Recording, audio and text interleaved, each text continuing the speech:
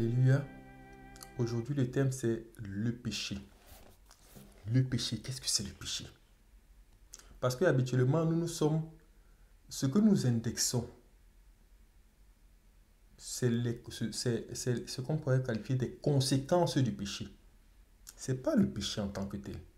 C'est un péché, mais ce n'est pas le péché en tant que tel. Le péché est plus grand et plus profond que cela. Ça, ce n'est qu'une conséquence. C'est comme quelqu'un, et même quand quelqu'un se limite à la conséquence, qu'est-ce qu'il veut guérir? Ou bien quand quelqu'un se limite au symptôme, qu'est-ce qu'il veut guérir? C'est le symptôme. Quelqu'un a de la fièvre et on s'attaque à la fièvre.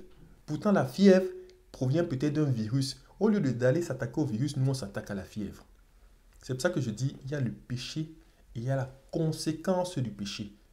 Ça ne sert à rien de focaliser toute son énergie sur la conséquence du péché. C'est le péché sur lequel nous devons insister.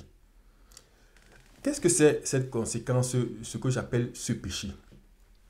Le Seigneur nous a donné des instructions claires. Veillez et priez. Attachez-vous à moi.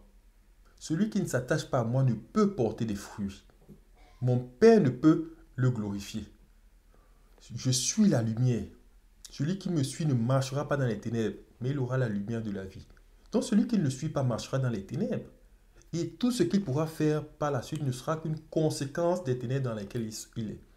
Quand on voit peut-être un païen se comporter d'une certaine façon, on dit mais pourquoi il fait ceci, pourquoi il fait cela? On pourrait lui parler d'humilité, il ne comprendrait même pas ce que nous sommes en train de dire.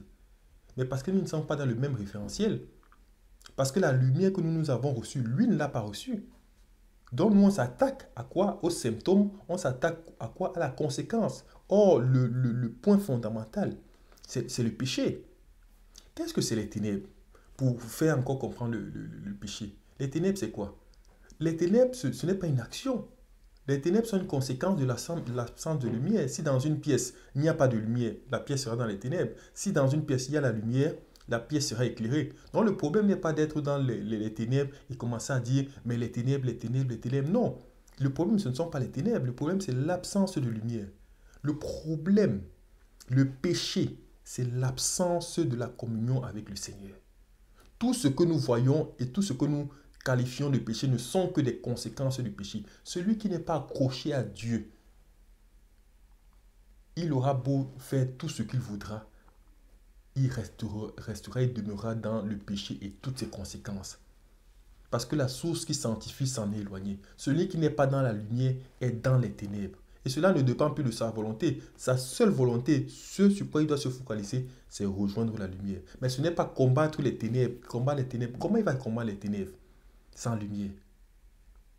Tout ce qu'il fera, tous ses efforts, se démener, tout cela, il restera dans cette situation. Donc, pour dire, comprenons ce que c'est véritablement le péché. Quand on nous donne des éléments simples, prie, cherche la communion avec le Seigneur, humilie-toi devant lui. Quand tu médites la parole de Dieu, demande à être enseigné, demande à ce que l'Esprit Saint t'ouvre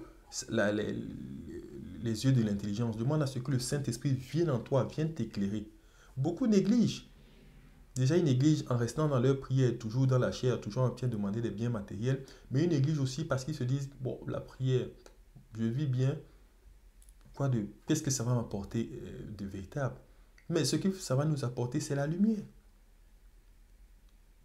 C'est la lumière. Donc nous sommes dans des situations extrêmement graves de péché et nous ne le savons même pas. Pourquoi? Parce que la conséquence n'est pas souvent trop visible. C'est vrai qu'à un moment, la conséquence devient exécrable même, mais souvent parce que la conséquence n'est pas visible, parce que nous n'avons pas posé certains actes qui sont vraiment abominables aux yeux de tous pour dire, ah, véritablement, il est dans le péché. Mais non, ça, ce n'est que le bout de l'iceberg. Ça, c'est ces conséquences-là. Le péché en lui-même, c'est celui qui est assis, c'est le bas, la partie invisible que notre âme vit, parce qu'elle n'est pas en communion avec son Dieu. Comme je représente souvent l'âme, j'ai à représenter l'âme avec 1000 cellules, 1000 pièces, et avec ces 7 niveaux. Mais vous imaginez toutes les pièces qui peuvent être dans les ténèbres.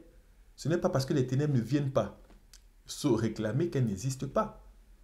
Donc, tout ce que nous devons faire, c'est la lumière qui est dans chacune de ces pièces, la faire ressortir.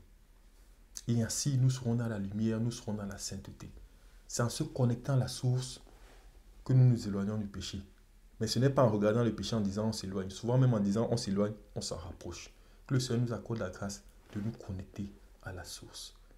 Amen.